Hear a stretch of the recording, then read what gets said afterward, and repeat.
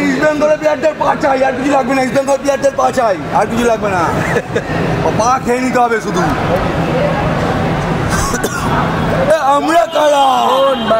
নমস্কার দর্শক বন্ধুরা, রেস স্পোর্টসের পর্দায় আপনাদের সকলকে স্বাগত জানাই।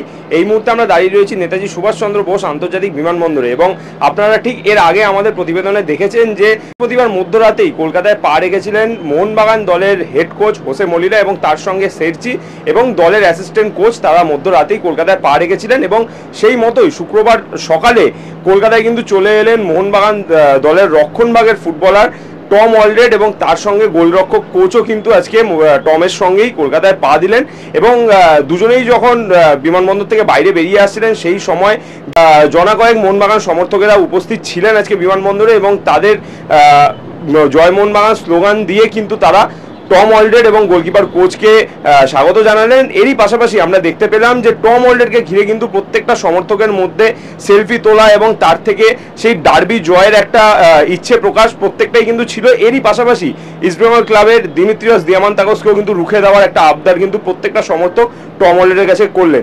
চলুন দেখে নেওয়া যাক টম আজকে কলকাতা বিমানবন্দরে যখন এলেন সেই সময়ের কিছু মুহূর্ত।